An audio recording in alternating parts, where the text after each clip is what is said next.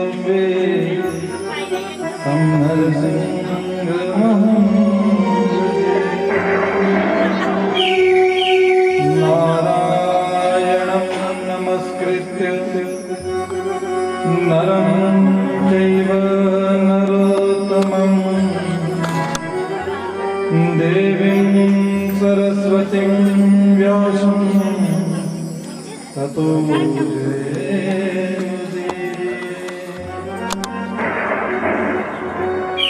श्री सीतानाथ समारंभं श्रीरामानंदार्य मध्यमाम् अस्मदाचार्य पर्यन्तं वन्दे गुरु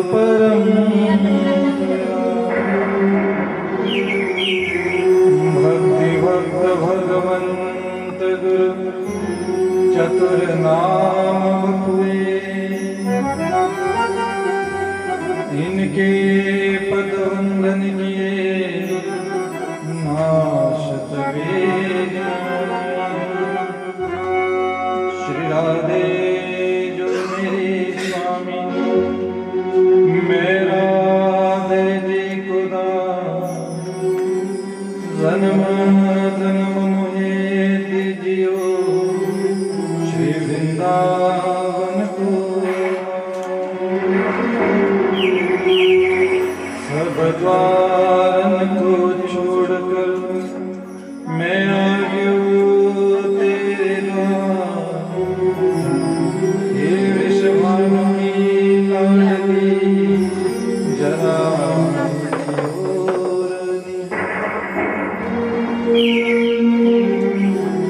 लाडले श्री राधिका मांगम गोद पिसाय दीजियो स्वामिनी चरण रज और वृंदावन को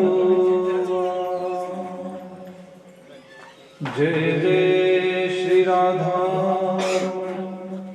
जय जय नवल किशोर जय गोपीचित चोर प्रभु जय जय माखन चोर माखन चोर भगवान की शंकर भगवान की हर हर महादेव हर हर हर हर महादेव। आज पंचम दिवस की कथा में प्रवेश करने से पूर्व अपने मन और वाणी को एकाग्र करते हुए बड़े भाव के साथ मीठी मीठी ताली बजाते हुए सभी प्रेम पूर्वक गाएंगे। सत्यम शिवम सुंदरम कितना प्यारा नाम है।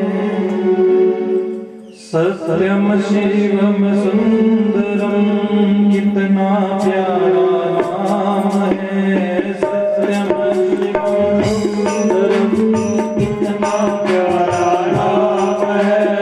ऐसे प्यारे भगवान को मेरा बार बार प्रणाम है। ऐसे प्यारे भगवान को मेरा बार बार प्रणाम है। सत्यम शिवम सुंदरम कितना प्यारा नाम है। सत्यम शिवम सुंदरम कितना प्यारा नाम है। ऐसे प्यारे भगवान को मेरा बार बार प्रणाम है। ऐसे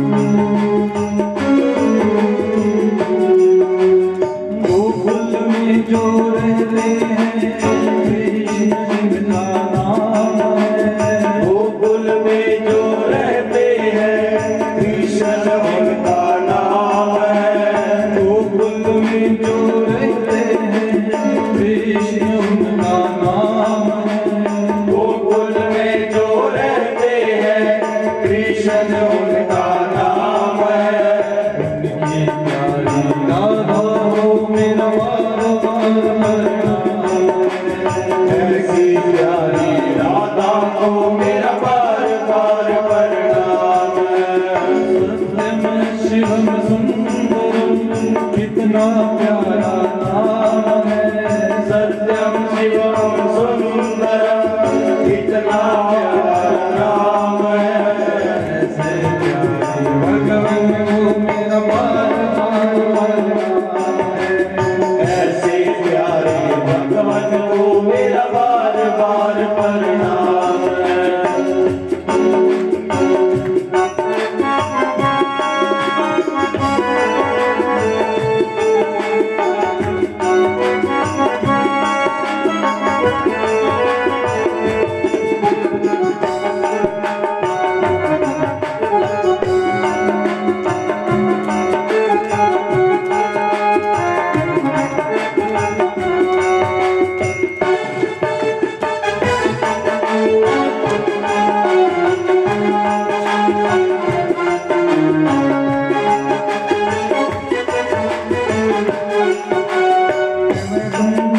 जो रहते हैं शंकर जिनका नाम है, कैलाश में जो रहते हैं शंकर उनका नाम है। कैलाश में जो रहते हैं शिव शंकर जिनका नाम है, कैलाश में जो रहते हैं शंकर उनका नाम है। उनकी प्यारी गौरा को मेरा बार बार प्रणाम है, ओ माता प्यारी गौरा को मेरा बार बार प्रणाम है। सत्यम शिवम सुंदरम कितना प्यारा नाम है, सत्यम शिवम सुंदरम कितना प्यारा नाम है। ऐसे प्यारे भगवान को मेरा बार बार प्रणाम है, ऐसे प्यारे भगवान को मेरा बार बार प्रणाम है।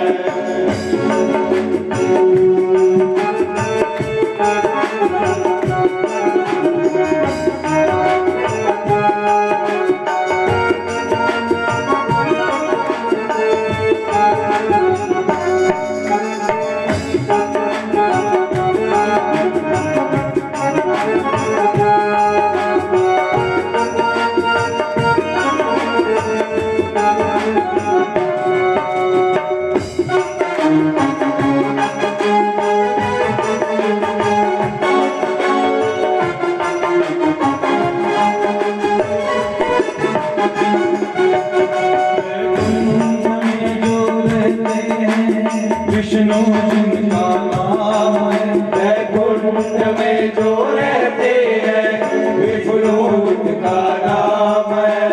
वैकुंठ में जो रहते हैं विष्णु जिनका नाम है, वैकुंठ में जो रहते हैं विष्णु उनका नाम है। उनकी प्यारी लक्ष्मी को मेरा बार बार प्रणाम है, उनकी प्यारी लक्ष्मी को मेरा बार बार प्रणाम है। सत्यम शिवम सुंदरम कितना प्यारा नाम है, सत्यम शिवम सुंदरम कितना प्यारा नाम है। ऐसे प्यारे भगवान को मेरा बार बार प्रणाम है, ऐसे प्यारे भगवान को मेरा बार बार प्रणाम है। ऐसे प्यारे भगवान को मेरा बार बार प्रणाम है, ऐसे प्यारे भगवान को मेरा बार बार प्रणाम है। ऐसे प्यारे भगवान को मेरा बार बार प्रणाम है, ऐसे प्यारे भगवान को मेरा बार बार प्रणाम है। दुर्लभं प्राप्यमानुष्यम् ये आचरन्ति पिनादृक् तेषां हि सफलं नित्यम् कृतार्थे अस्य नरोत्तमम्। श्री शंकर भगवान हर हर महादेव, हर हर महादेव।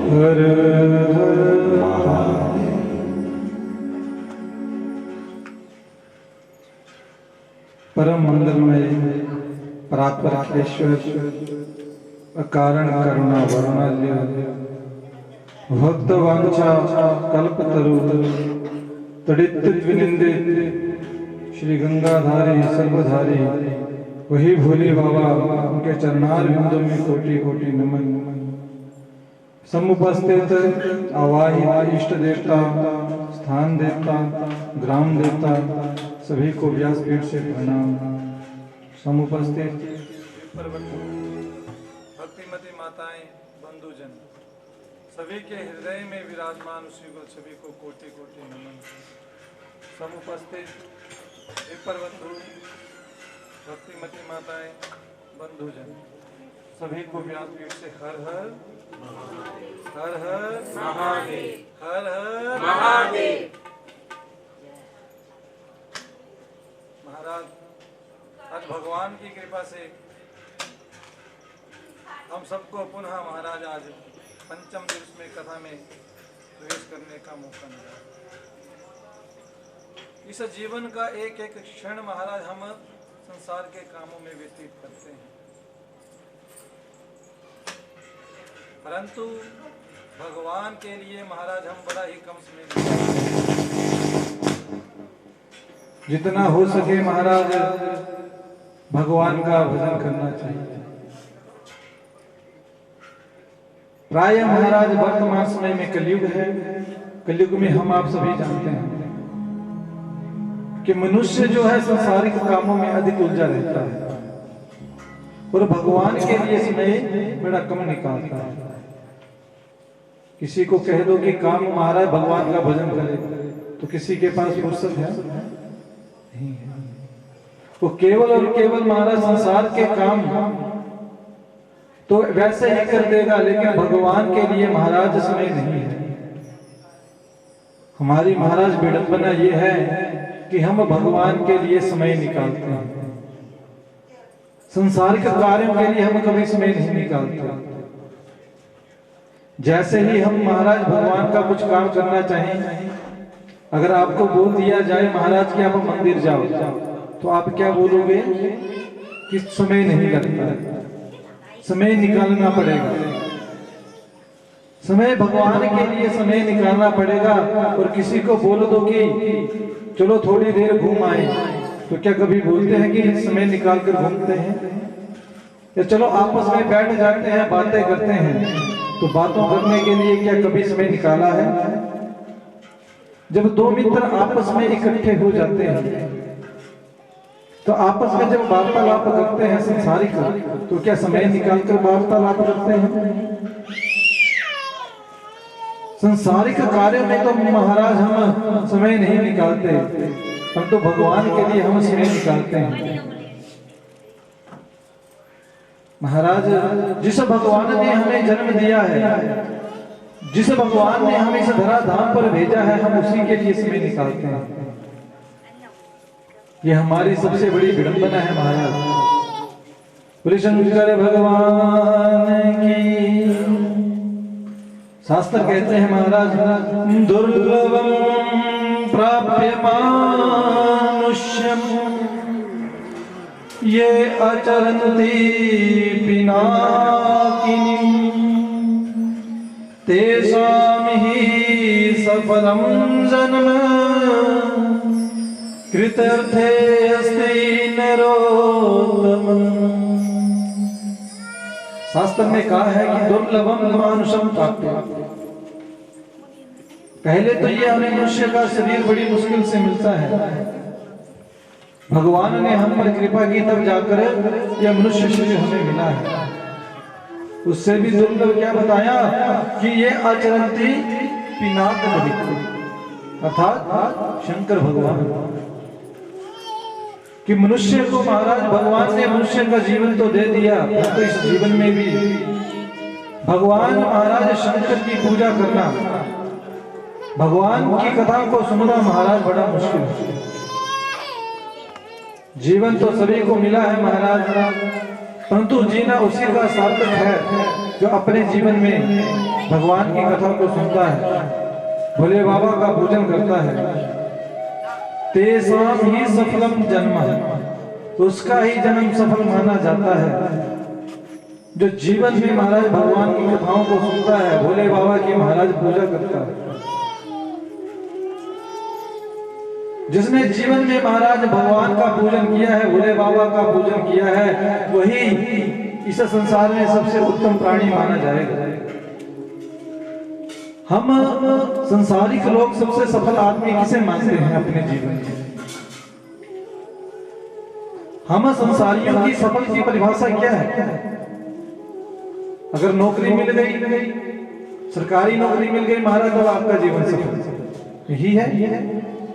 और नौकरी ना मिली महाराज और अन्य प्रकार से हमारे पास धन अधिक आ गया, तो वह हम जीवन सफल मानते हैं कि हमारे पास धन पर्याप्त है। घर बड़ा बन जाए महाराज, गाड़ियां आ जाए, हम उसको जीवन सफल मानते हैं। घर तो बड़ा बना लिया, गाड़ियां तो 10 खड़ी कर ली, और जीवन में कभी भगवान के मंदिर में नहीं गए, कभी भगवान की कथाओं में नहीं गए, कभी घर में भगवान की कथाओं का आयोजन नहीं करवाया, तो महाराज आपका जीवन व्यर्थ है। तो आपका सफल जीवन नहीं है, वो आपका पतन का जीवन है। क्योंकि भगवान ने हमें ये शरीर गाड़ी बंगले के लिए इकट्ठे करने के लिए नहीं दिया है। ये जीवन महाराज भगवान की प्राप्ति के लिए मिला है। 84 लाख योनियों में जो महाराज दरवाजे बंद हैं भगवान को जाने के, केवल और केवल इस मनुष्य योनि में ही वो दरवाजा खुल सकता है, वैकुंठ का, कैलाश पर्वत का। कैसे? क्योंकि सोचने और समझने की क्षमता किसमें है?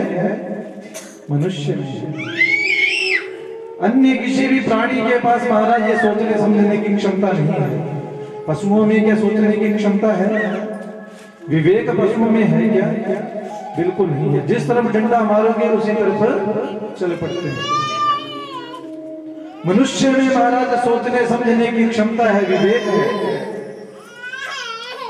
और हम अपने महाराज जीवन में क्या सोचते हैं कि कैसे महाराज जुगाड़ लगाया जाए, कहां से पैसे आए, किस प्रकार से हमें महाराज धन मिले, कैसे हम किसी को मूर्ख बनाएं, किस प्रकार से हम महाराज लोगों को महाराज बेवकूफ बनाकर धन इकट्ठा करें। हम उसी जुगाड़ में लगे हुए हैं। बोले शंकर भगवान की। लोगों को महाराज मूर्ख बनाकर या मेहनत कर आपने धन कमा तो लिया, परंतु उस धन का प्रयोग कभी भगवान की कथाओं में नहीं लगाया, कभी उनका प्रयोग महाराज कथाओं में नहीं किया, कभी भगवान के मंदिर का मुख नहीं देखा, तो आपका जीवन बिल्कुल व्यर्थ है। तो आप केवल और केवल इस धराधाम पर भार बढ़ाने के लिए आए हैं। शंकर भगवान की। विगत दिवस में हम सभी ने महाराज सती चरित्र का श्रवण किया था। कथा बड़ी प्यारी थी महाराज, आप सभी ने बड़े प्रेम पूर्वक सुनी कि सती का विवाह किसके साथ हुआ? भोले बाबा के साथ। दक्ष प्रजापति की पुत्री थी महाराज सती देवी। जैसे ही सती मैया का विवाह दक्ष के साथ किया, उसके उपरांत दक्ष को प्रजापति का पद मिल गया। पद मिलते ही दक्ष प्रजापति में अहंकार ने जन्म दे दिया।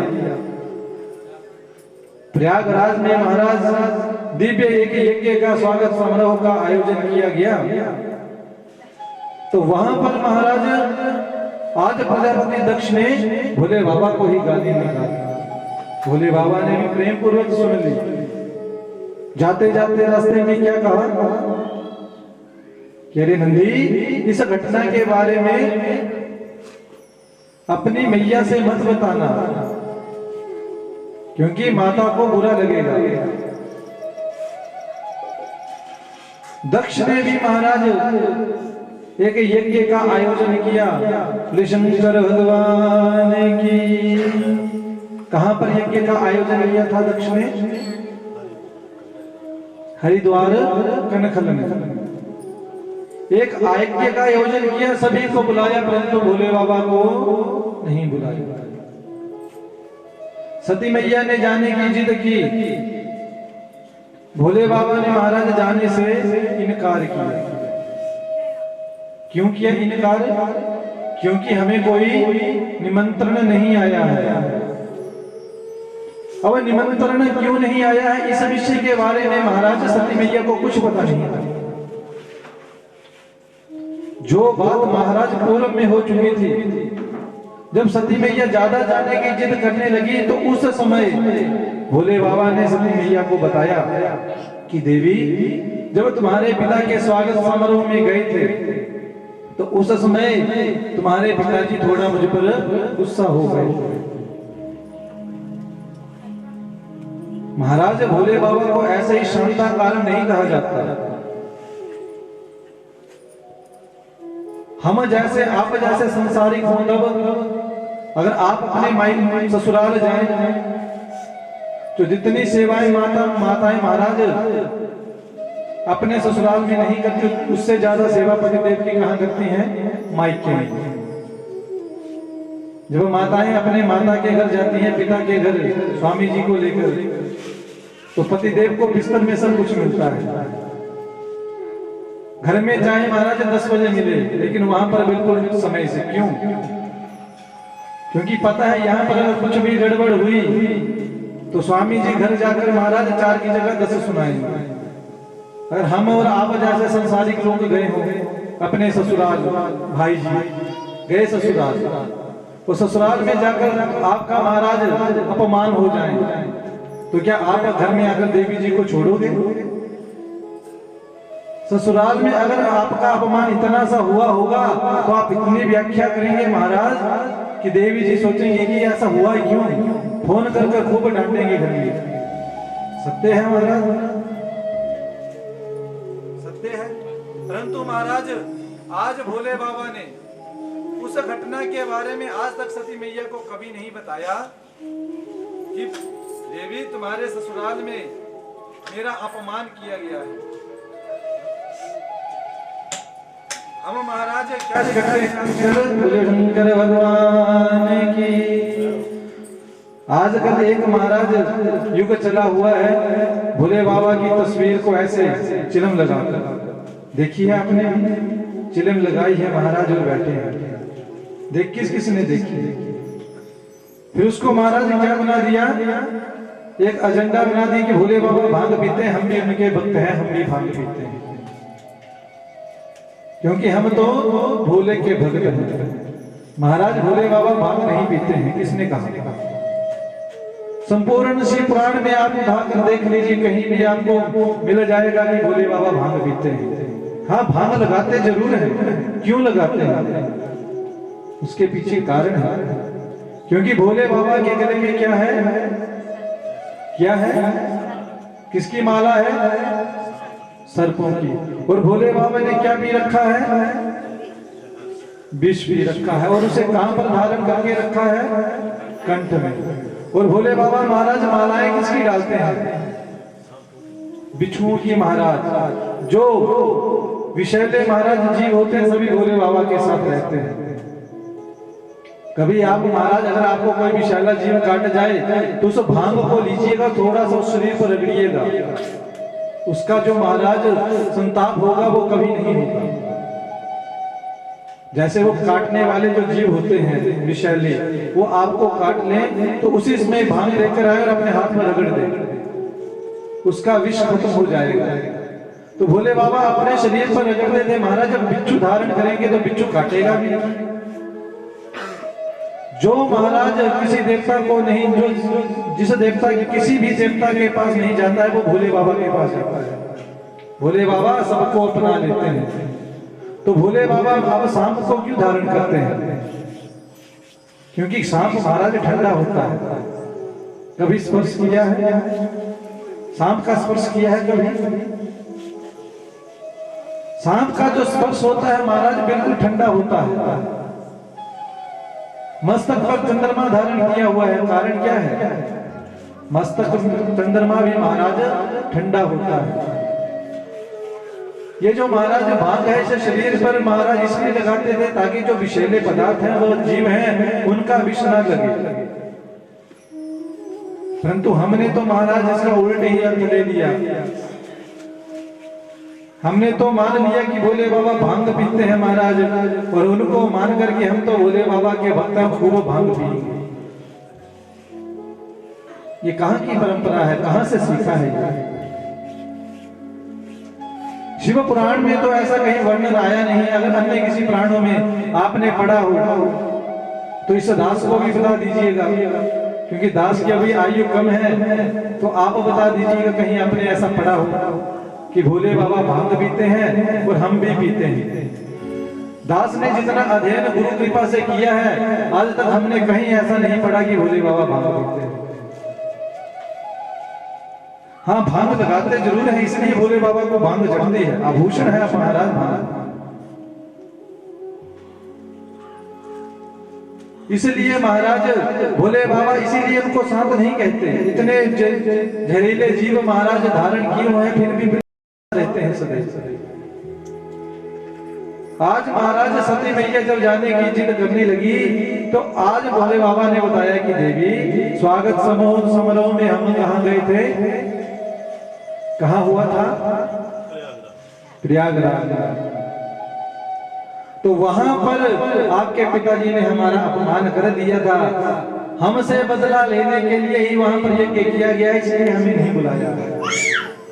सती मैया ने कहा, ओहो स्वामी जी, अच्छा ये बात है, परंतु कोई चक्कर नहीं, मैं ससुर और दामाद में सुलह करवा दूंगा। सती मैया गई तो कितने गण साथ में गए?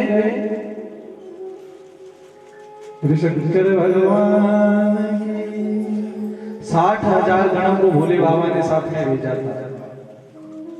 जब सती मैया ने उस शरीर को छोड़ा महाराज उस यज्ञ में, तो 50,000 गण उसी इसमें सती मैया के साथ महाराज चले गए। 10,000 गणों की पिटाई की महाराज। यज्ञ के जो अधिष्ठाता गुरु थे महाराज भृगु जी, नारद जी कैलाश में पहुंचे। भोले बाबा ने अपनी जटा से किसे प्रकट किया? वीरभद्र जी को। कहा कि आप दक्ष के यज्ञ में जाओ और दक्ष के सहित ही उस यज्ञ का नाश कर दो। शंकर भगवान की। दक्ष आज महाराज वीरभद्र जैसे ही दक्ष के यज्ञ में पहुंचे, सारे यज्ञ को तहस नहस कर दिया। दक्ष क्या महाराज, दक्ष को पकड़ा, मुंडी मरोड़ी और यज्ञ में स्वाहा कहा। जैसे ही यज्ञ में स्वाहा की महाराज, अब अनेक ऋषियों की जो महाराज अर्थव्यवस्था बिगाड़ी हुई थी, किसी का मुख बिगाड़ दिया था, किसी की आंखें, सभी दौड़ते दौड़ते कहां गए? ब्रह्मा जी के पास। ब्रह्मा जी ने कहा कि अरे देवताओं, जहां पर मैं ब्रह्मा, विष्णु और शिव नहीं गए, वहां पर आप देवता क्यों गए? भाग तो मेरा ब्रह्मा और विष्णु का भी था। जब हम बुलाने पर नहीं गए तो आप क्यों चले गए? क्योंकि जिस यज्ञ में शंकर भगवान नहीं होते हैं महाराज, उसमें हम कदापि नहीं जाते हैं। त्रिदेव जो है महाराज सदैव एक साथ रहते हैं। देवताओं ने कहा, प्रभु इस बार हमें क्षमा कर दीजिए, आगे से हम ऐसी भूल नहीं करेंगे। ब्रह्मा जी ने कहा कि जिसका आपने अपमान किया उसी के पास चलिए। तो सभी कहां गए महाराज? ब्रह्मा जी को साथ लेकर कैलाश भोले बाबा के पास। आज जैसे भोले बाबा के पास गए, भोले बाबा बिल्कुल प्रसन्न, कोई चिंता नहीं महाराज, किसी प्रकार की कोई टेंशन नहीं। और आपके ससुराल में यज्ञ हो और आपको ना बुलाया हो, फिर कितनी बातें आप देवी जी को सुनाओ। पहले तो देवी जी का बीपी महाराज सेट नहीं आएगा कि पिताजी के घर में यज्ञ और हमें नहीं बुलाया। ऐसा क्या हो गया? क्या कारण है महाराज जो नहीं बुलाया? देवी जी का बीपी वैसे ही महाराज ठीक नहीं आएगा, और ऊपर से स्वामी जी और महाराज बीपी को बढ़ाएंगे कि देख ले, नहीं बुलाया ना, भूल गए ना तेरे को।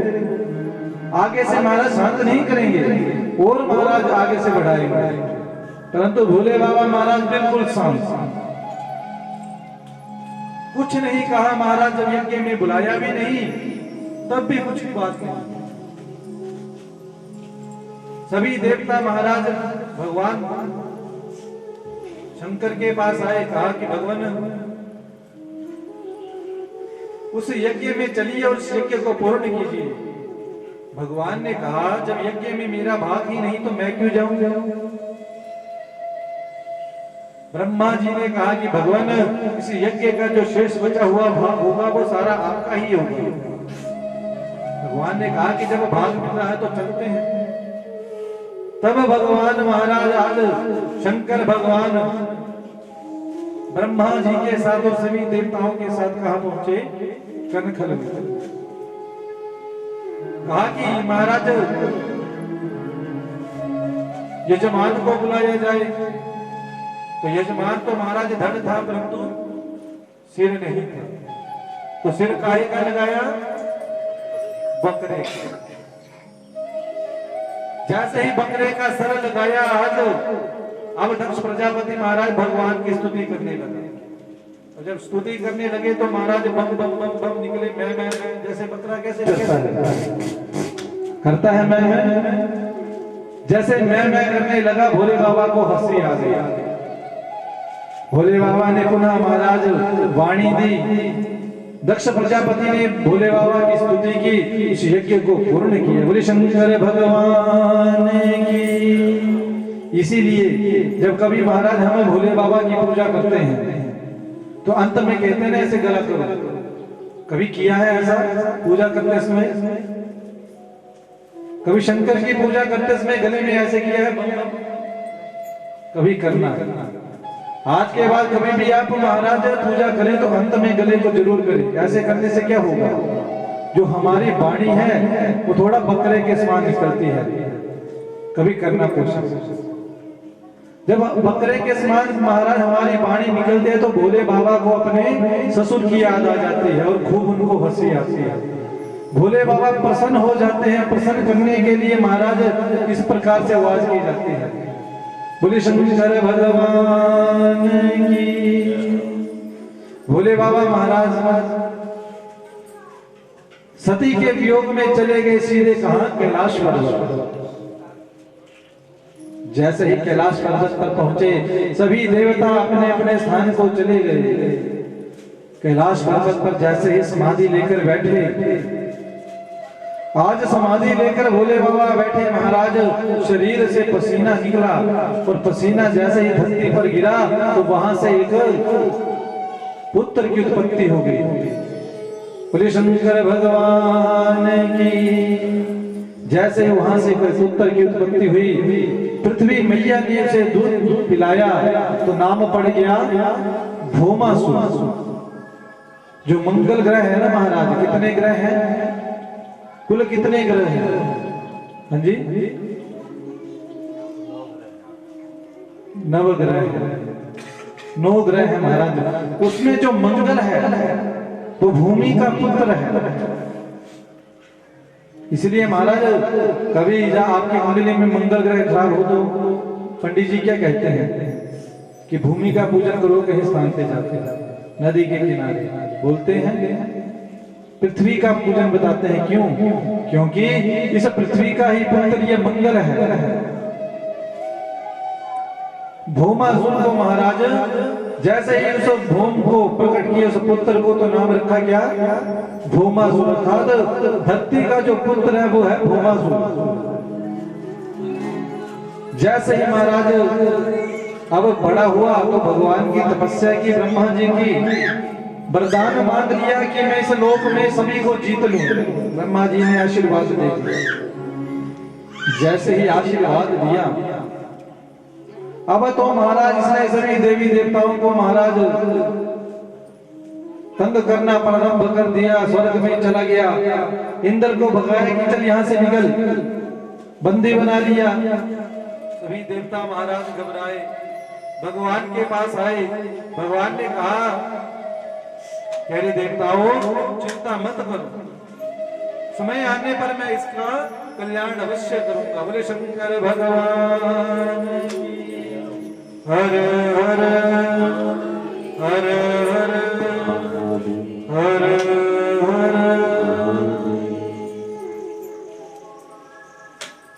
अब महाराज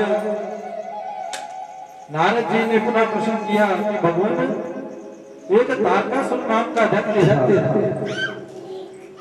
उसकी क्या लीला थी महाराज, और भगवान शंकर के पुत्र ने उसे क्यों मारा? ये तारकासुर नाम का दैत्य कौन था? तब जाकर महाराज अब नारद जी को कथा कौन सुना रहे हैं?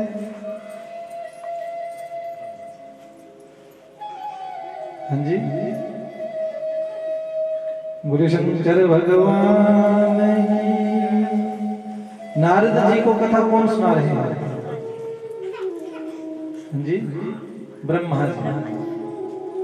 ब्रह्मा जी नारद जी को कथा सुना रहे हैं। ब्रह्मा जी कहते हैं, अरे नारद, जब समुद्र मंथन हुआ, समुद्र मंथन में महाराज जब महाराज अमृत निकला, देवताओं का और राक्षसों का युद्ध हुआ, तो उसमें अमृत का कलश जो निकला था महाराज, देवताओं ने अमृत पी रखा था, इसलिए महाराजों ने कुछ नहीं हुआ। और दूसरी तरफ दैत्य ने महाराज नहीं पिया तो सभी दैत्य मरे। परंतु दैत्यों के गुरु कौन है? शुक्राचार्य जी। वो मृत संजीवनी विद्या जानते थे, उन्होंने मृत संजीवनी विद्या से सभी दैत्यों को पुनः जीवित कर दिया। वास्तव में ये जो दैत्य और देवता है आपस में भाई भाई हैं महाराज। कश्यप जी की महाराज अनेक पत्नियां हैं, उनमें से एक पत्नी का नाम है अदिति, और दिति के जो पुत्र हुए वो हुए दैत्य। आपस में है भाई भाई है, फिर भी आपस में लड़ते रहते हैं। भाई भाई की कला महाराज पूर्व काल से चली हुई है। परंतु महाराज जब कला तो करते हैं, परंतु जब स्थिति बिगड़ती है तो दोनों एक साथ भी हो जाते हैं। समुद्र मंथन किया तो देवता ही दैत्य के पास गए थे कि आप हमारे भाई हो, चलो समुद्र मंथन करते हैं, मिलकर करेंगे।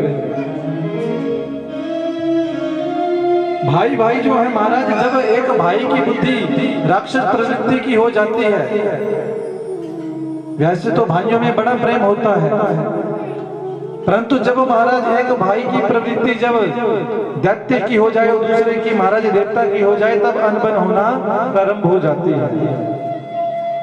अगर दोनों महाराज देव प्रवृत्ति के हों तब भी कभी झगड़ा नहीं होगा, और दोनों दैत्य प्रवृत्ति के हों तब भी महाराज झगड़ा नहीं होगा। अगर एक भाई महाराज पड़ोस में कलह करता है और दूसरा भी कलह करता है, तब दोनों में प्रेम बना रहेगा। अगर एक भाई पड़ोसियों के साथ पूरे समाज में प्रेम करता है और दूसरा भाई भी करता है, तो दोनों में महाराज प्रेम बना रहेगा। कालांतर में कुछ समय आता है महाराज, उसके बाद थोड़ा सा घर में वियोग होने लग पड़ता है भाई भाई में। जब देवी जी आ जाती हैं, वास्तव में देवियों का दोष नहीं है। लोग सोचते हैं महाराज की देवी जी आई और इसने अलग करवा दिया। आप महाराज बचपन से जब आपका जन्म होता है तब से लेकर जब तक देवी नहीं आती तब तक आप इकट्ठा नहीं रहते क्या? रहते हैं। फिर देवी के आने से ही अलग क्यों हुए? देवी तो आ जाए, परंतु आते ही हमने महाराज देवी को वो अधिकार दे दिए जो हमें नहीं देने चाहिए। वैसे तो देवी को प्रत्येक अधिकार देना हमारा कर्तव्य है, क्योंकि वो हमारी क्या है? अर्धांगिनी है। परंतु महाराज जहां पर जरूरत हो, क्योंकि अभी वो नई नई आई है महाराज, उसे घर के बारे में पता नहीं है। कुछ ऐसे परिवार है महाराज जो महाराज देवी के आने पर भी घर में चार चार बहुएं फिर भी मिलकर रहती हैं और अच्छे से रहते हैं महाराज। क्यों? क्योंकि जिस समय देवी जी नई नई घर में आई तो उन्हें तो घर की व्यवस्था का पता नहीं था, वो तो घर को अपने हिसाब से चला रही थी। परंतु आपने समझाया कि देवी जी अगर इस समय हम इस बात को करें तो कितना अच्छा होगा। हाँ, आपके लिए थोड़ा सा कठिन तो है, परंतु आगे चलकर इसका परिणाम अच्छा होगा। तो क्या हमने कभी समझाया? क्या हमने कभी देवी जी को समझाया? अगर आप समझाओगे महाराज तो देवी जी समझ भी जाएंगी। एक बार को नहीं समझेगी, दो बार को नहीं समझेगी, तीन बार को नहीं समझेगी, कुछ समय ऐसा बीत जाएगा महाराज, एक एक बात उसे समझ आने लग पड़ेगी कि पहले महाराज घर में जो मायके में जब माता जी थी, देवी जी थी, तब अलग व्यवहार था। अब महाराज ससुराल में आ गए तो व्यवहार बदल गया, जिम्मेवारियां सर पर बढ़ गई। अभी उन जिम्मेवारियों का पता देवी जी को नहीं है, इसलिए ऐसी भाषा वो बोल रही है। जैसे ही वो महाराज उस जिम्मेवारियों को समझने लग पड़ेंगी, उनके सर पर जब जिम्मेवारियां पड़ जाएंगी, तब महाराज को समझ जाती है सारी व्यवस्था।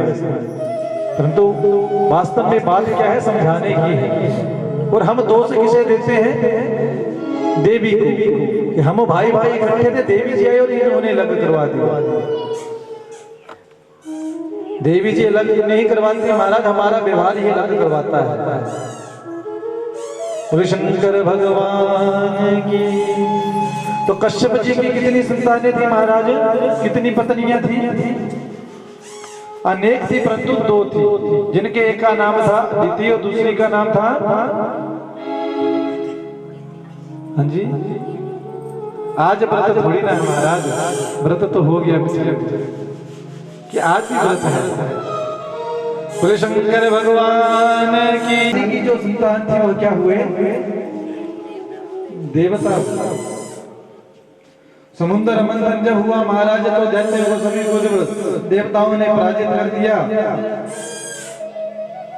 जब पुत्रों की ऐसी स्थिति देखी महाराज, तो अब जाकर दिति मैया से रहा नहीं गया। दिति मैया ने कश्यप जी से प्रार्थना की कि स्वामी, मुझे ऐसी संतान चाहिए जो इन देवताओं को हरा सके, इसे इंद्र को सबक सिखा सके, मुझे ऐसी संतान चाहिए। तब जाकर महाराज दिति की जो दो संतानें हुई, हिरण्याक्ष और हिरण्यकश्यप। आप सभी ने लीलाएं सुनी है महाराज कि दिति की दो संतानें हुई तो भगवान ने दो ही अवतार धारण किए। हिरण्याक्ष का वध किस अवतार में किया? वाराह अवतार में। भगवान ने वाराह अवतार लिया तो हिरण्याक्ष का वध किया। और हिरण्यकश्यप का वध कैसे किया? नरसिंह अवतार। महाराज हिरण्यकश्यप का आगे बेटा हुआ वज्रंग। क्या नाम हुआ महाराज?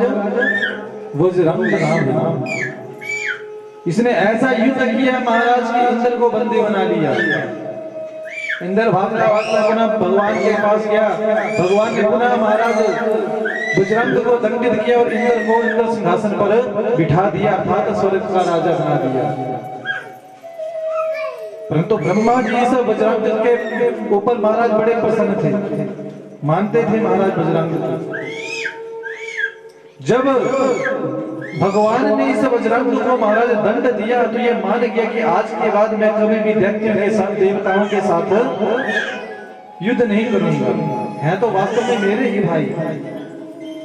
तो वज्रंग का विवाह महाराज ब्रह्मा जी ने वारिणी नाम की कन्या से कर दिया। किससे कर दिया? बोले शंकर भगवान की। हिरण्यकश्यप के बेटे का क्या नाम था महाराज?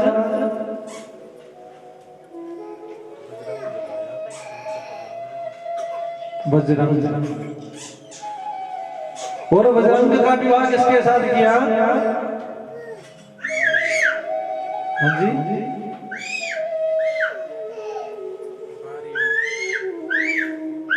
बारंगी कन्या के साथ। बारंगी कन्या के साथ जैसे ही महाराज विवाह किया, बारंगी ने इच्छा की कि भगवान मुझे ऐसा पुत्र चाहिए जो इंद्र को सबक सिखा सके। सभी इंद्र के पीछे पड़े हुए हैं। क्यों? क्योंकि ये जो इंद्र है महाराज बड़ा भारी मतलबी है, वो सबसे बड़ा डरपोक है। इसे सदैव डर लगा रहता है कि मेरी कुर्सी ना चली जाए।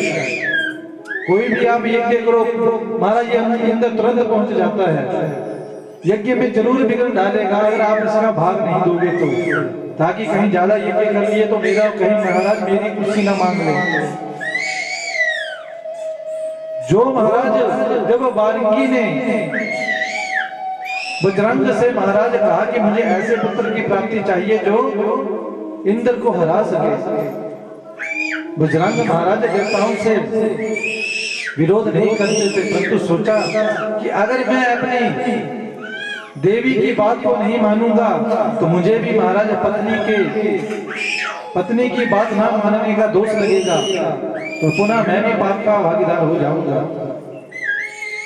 तब जाकर महाराज ब्रह्मा जी की तपस्या कर बारणी में महाराज एक पुत्र को जन्म दिया। नाम रखा तारका। ब्रह्मा जी ने नामकरण संस्कार किया, नाम रख दिया तारका। और जैसे ही तारका नाम रखा महाराज, धीरे धीरे ये पुत्र बड़ा हुआ महाराज, तो चला गया सीधा तपस्या करने। 100 वर्ष तक इसने तपस्या की। पर्वत पर जाकर महाराज तपस्या करने लगा। एक अंत में आकर ऐसी स्थिति बन गई कि पैर के एक अंगूठे के बल खड़ा हो गया, दोनों हाथ ऊपर कर दिए। ना कुछ खाता है ना कुछ पीता है, केवल और केवल ब्रह्मा जी का ही ध्यान करता है। अब जिस देवता को कोई ना पूछे, उसे आप पूछे तो देवता भी सोचेगा कि अरे नहीं, मेरे बारे में सोच रहे हैं, क्योंकि ब्रह्मा जी को तो अधिकार दे दिया था। कथा याद है ब्रह्मा जी को क्या श्राप दिया था कि आपका पूजन नहीं होगा। किसने दिया था श्राप? हाँ जी, शंकर भगवान। जब तारका महाराज भगवान ब्रह्मा जी की तपस्या करने लगा, दोनों हाथ खड़े कर दिए, अंगूठे के बल खड़ा हो गया और खूब तपस्या करने लगा। ब्रह्मा जी प्रसन्न हो गए, तारकासुर के सम्मुख आ गए। कहा कि तारकासुर, मैं तुम्हारी तपस्या से प्रसन्न हूं, वर मांगिए।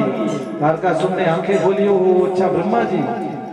आंखें जोड़े ने कहा कि भगवान, अगर आप मेरी तपस्या पर प्रसन्न हैं, अगर आप मुझे वरदान देना चाहते हैं तो मुझे एक ही वरदान चाहिए। क्या?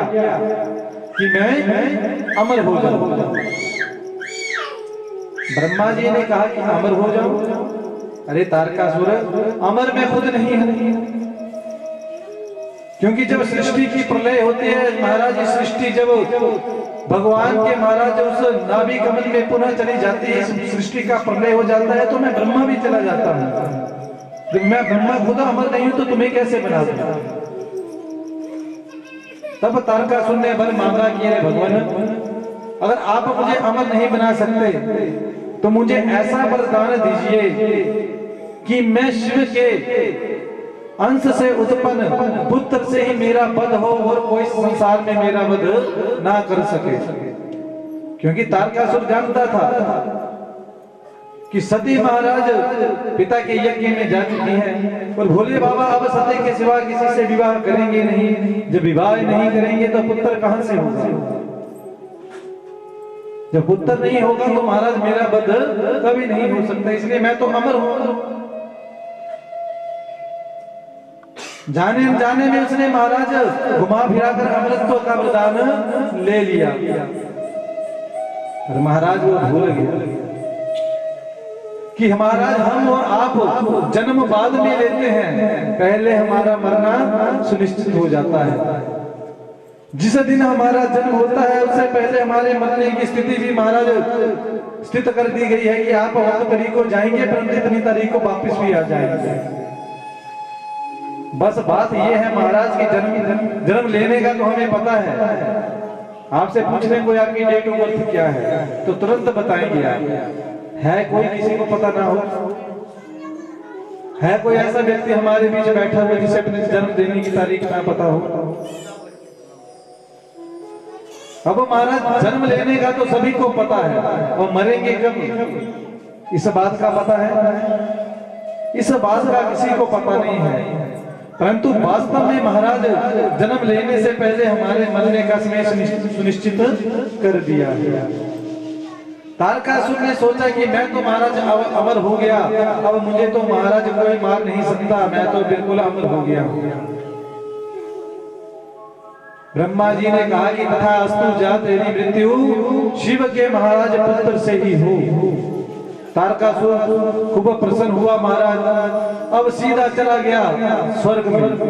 इंद्र को पकड़ लिया, इंद्र चल खाली करो इस स्वर्ग को। सीधे चले गए महाराज वरुण लोक में, वरुण देवता को पकड़ लिए, वरुण देवता चलो खाली करो, निकलो यहां से। इंद्र को पकड़ा, इंद्र चल झाड़ू लगा। वरुण देवता को गए, वरुण देवता चल पानी भर कर लेकर आ। सभी देवताओं को महाराज परेशान कर दिया। देवता घबराए कि ये तारकासुर हमें नहीं छोड़ेगा। दौड़ते दौड़ते सीधे महाराज भगवान के पास चले गए, विष्णु भगवान के पास कि भगवान आप ही कुछ इस दैत्य का कीजिए, इसने तो स्वर्ग पर अधिकार कर लिया है, चराचर जगत पे इसने अपना अधिकार कर लिया है। बोले शंकर भगवान की हर हर हर हर हर। कहां चले गए सभी देवता? बैकुंठ में विष्णु भगवान के पास। जैसे बैकुंठ में गए, विष्णु भगवान ने कहा कि अरे देवताओं, मैं इसका कुछ नहीं कर सकता हूं, क्योंकि ब्रह्मा जी ने वरदान दिया है, ब्रह्मा जी को पूछो। ब्रह्मा जी के पास विष्णु सहित सभी देवी देवता चले गए। विष्णु भगवान ने कहा, अरे ब्रह्मा जी, आप ऐसे राक्षसों को ऐसे वरदान दे क्यों देते हो? ब्रह्मा जी कहते हैं, भगवान, जब उसने मुझसे वरदान मांगा तो मैं क्यों ना दूं? उसने मेरी भक्ति की है इसलिए मैंने वरदान दे दिया। कहा कि इस दैत्य को कैसे मारा जाए महाराज?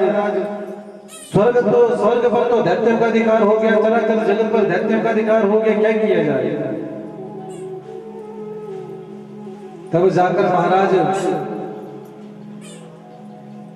याद आया कि महाराज हिमालय जो है महाराज, उनकी पत्नी है मैना। उनके घर में महाराज देवी जी अगर जन्म ले ले तो जाकर भगवान उसका वर्ण कर ले, तब जाकर महाराज कल्याण हो सकता है। सभी देवी देवता चले गए महाराज एक स्थान पर। जैसे ही गए और महाराज भगवती मैया की आराधना करने लगे। जैसे ही आज माँ का पूजन करने लगे, माँ महाराज आज देवताओं के ऊपर प्रसन्न हो गई। कहा कि वरदान मांगी, क्या चाहते हो?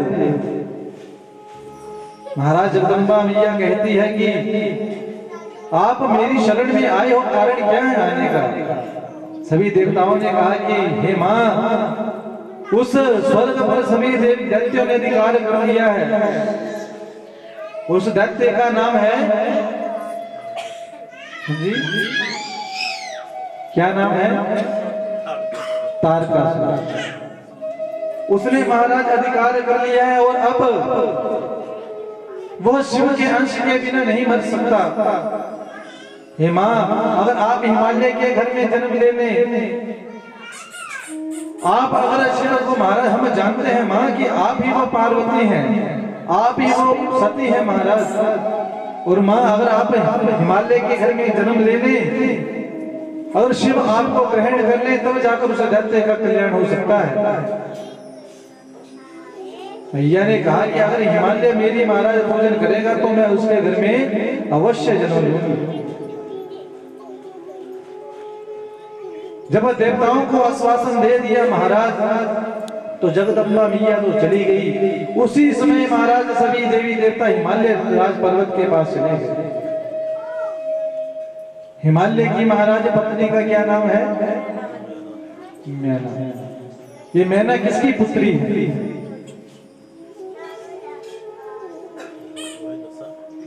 शंकर भगवान।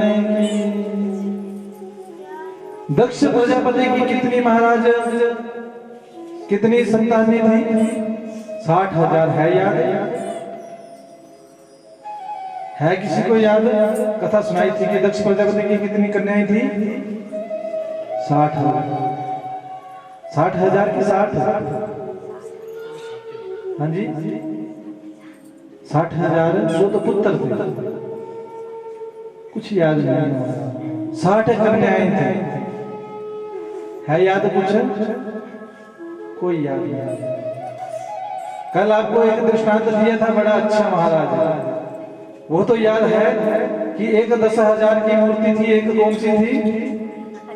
1000। तब सोच लीजिए महाराज कि कौन सी मूर्ति बनना है। स्थिति तो महाराज 1000 वाली लग रही है। प्रयत्न कीजिए महाराज कि 1000 से थोड़ा सा आगे की तरफ चलिए।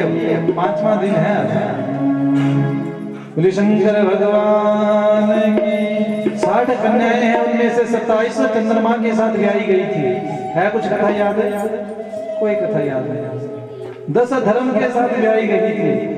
उनमें से जो एक स्वधा नाम की कन्या है, उसका विवाह किसके साथ किया गया? पितरों के साथ। जो स्वाहा नाम की कन्या थी, उसका विवाह किसके साथ किया गया?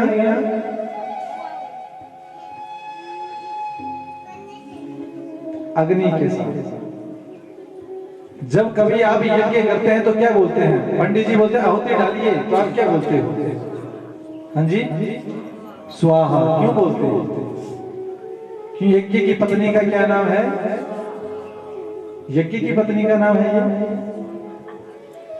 अग्निदेव की पत्नी का नाम है महाराज स्वाहा। अग्नि की पत्नी का क्या नाम है? स्वाहा। और पितरों की पत्नी का क्या नाम है? स्वधा। तो यज्ञ की पत्नी का क्या नाम है? दक्षिणा। जो आप यज्ञ करवाते हैं महाराज, इसी यज्ञ को महाराज कब पूर्ण माना जाएगा? जब आप दक्षिणा दोगे। क्योंकि यज्ञ की पत्नी का क्या नाम है? दक्षिणा। तो घर में किसी भी प्रकार का कोई यज्ञ हो तो दक्षिणा अवश्य देनी चाहिए। दान और दक्षिणा में फर्क होता है।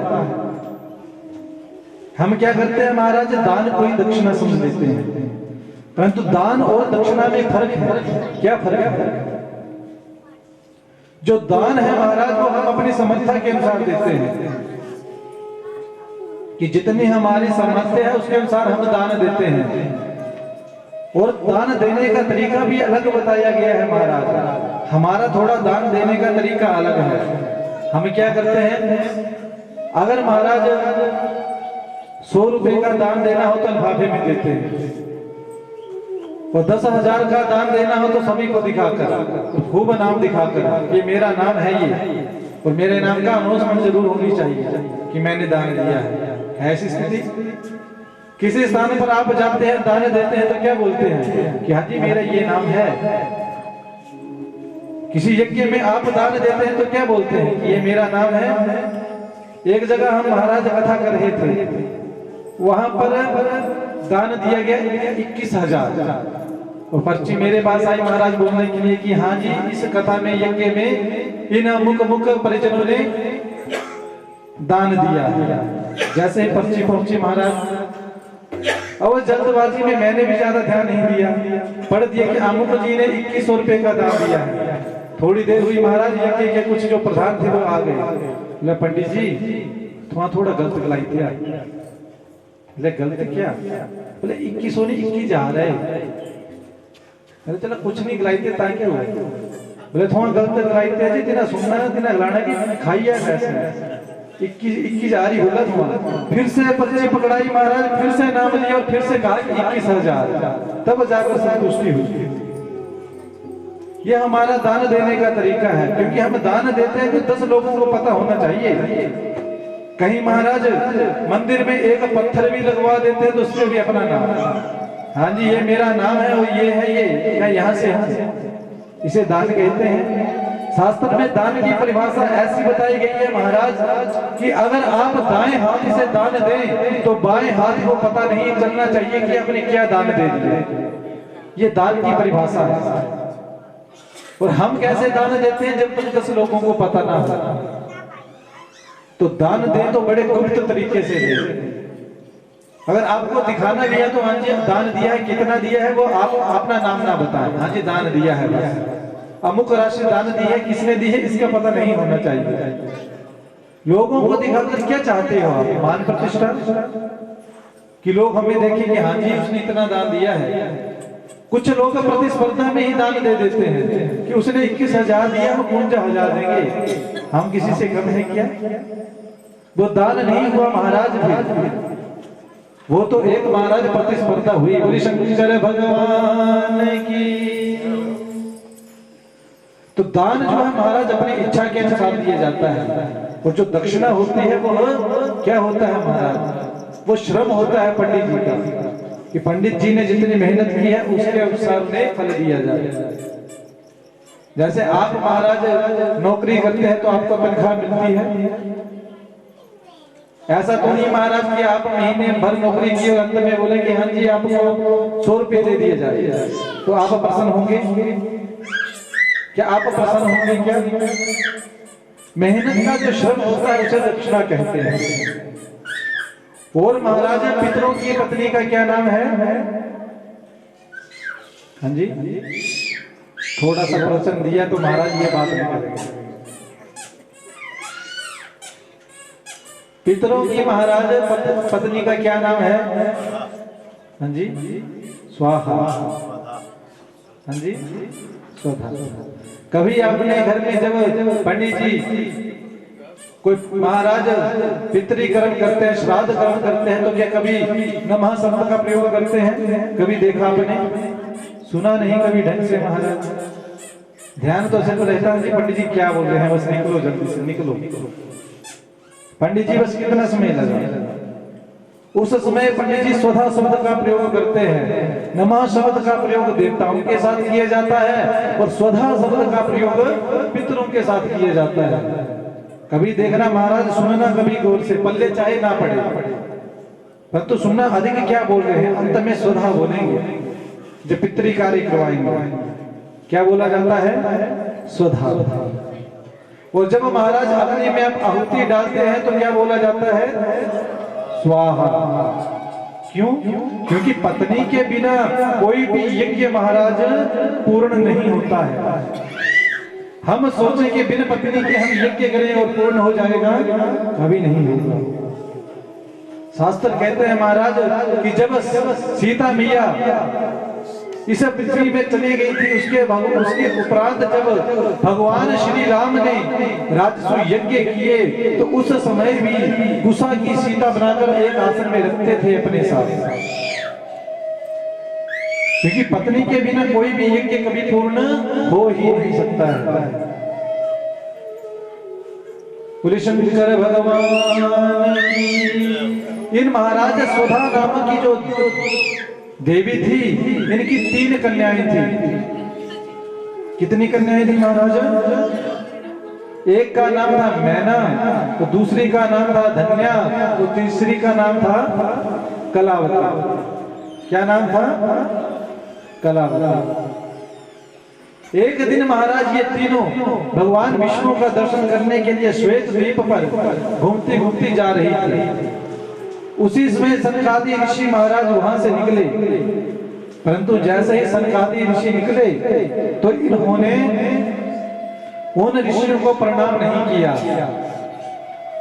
किसने प्रणाम नहीं किया? 3 कन्याओं ने प्रणाम नहीं किया। क्या नाम था?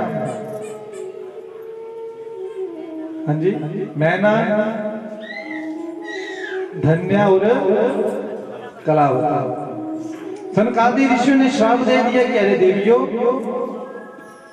हम आए और आप नहीं रुके, जहां हम आपको श्राप देते हैं कि आप मनुष्य बन जाओ। तीनों ने महाराज क्षमा मांग ली कि भगवान आप हमें श्राप मत दीजिए, हमसे भूल हुई है, हम उसके क्षमार्थी हैं, कृपया करके हमें माफ कर दीजिए। तब जाकर सनकादि ऋषियों ने कहा कि देवी, जब आपने भूल स्वीकार कर ली है तो मैं आपको वरदान देता हूं कि आप महाराज जब मनुष्य बनेगी तब आपके घर में कोई साधारण पुरुष जन्म नहीं लेगा, कोई साधारण कन्या जन्म नहीं लेगी। वो महाराज भगवती मैया ही जन्म लेगी और आप महाराज भगवान के ही, महाराज भगवान ही आपके दामाद होंगे। जब इस प्रकार से महाराज वरदान दे दिया, ये जो मेना नाम की एक महाराज कन्या थी, जैसे ये धरातल पर आई तो इनका विवाह किसके साथ हुआ? हिमालय के साथ। तो हिमालय की पुत्री हुई महाराज कौन? पार्वती मैया और भोले बाबा महाराज इनके दामाद बने। बोले शंकर भगवान की मेनाया स्तन्या देवी पार्वती जगदम्बिका भविष्यति प्रिया शंभो तपः कृत्वा सुरद्रः। हिमालय राज आप तपस्या कीजिए और पार्वती मैया आपकी महाराज पुत्री बनेगी और शंकर भगवान आपके दामाद बनेंगे। दूसरी कन्या का क्या नाम था?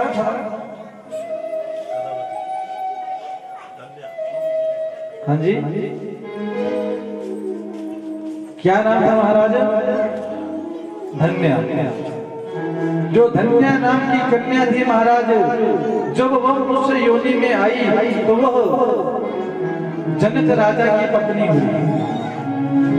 जनक कौन है महाराज? हाँ जी, जनकपुरी के राजा हैं जनक। किस किस को पता है महाराज कि जनकपुरी के राजा हैं? किसी को नहीं पता है। जनकपुरी के राजा है महाराज, नाम क्या है उनका? शीरध्वज का नाम है। जैसे भारत के प्रधानमंत्री कौन, जैसे ये महाराज बड़सर क्षेत्र है महाराज, तो यहाँ के मंत्री कौन? मंत्री तो महाराज यहाँ के कोई ना कोई होंगे, उनका अमुक नाम है। उसी प्रकार जनकपुरी के राजा कौन है? शीरध्वज। याद रखिएगा, नाम फिर से पूछूंगा। क्या नाम है? शीरध्वज। उनका विवाह महाराज धन्या नाम की कन्या से हुआ। तो उनके घर में कौन आया? सीता मैया।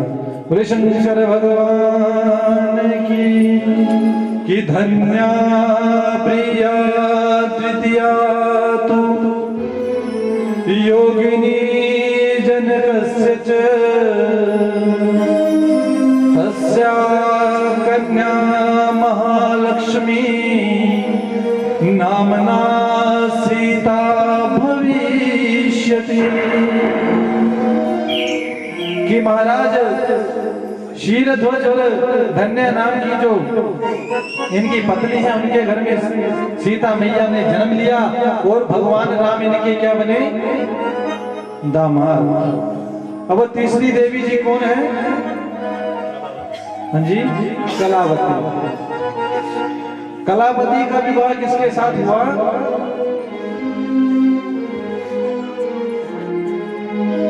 वृषभानु जी के साथ।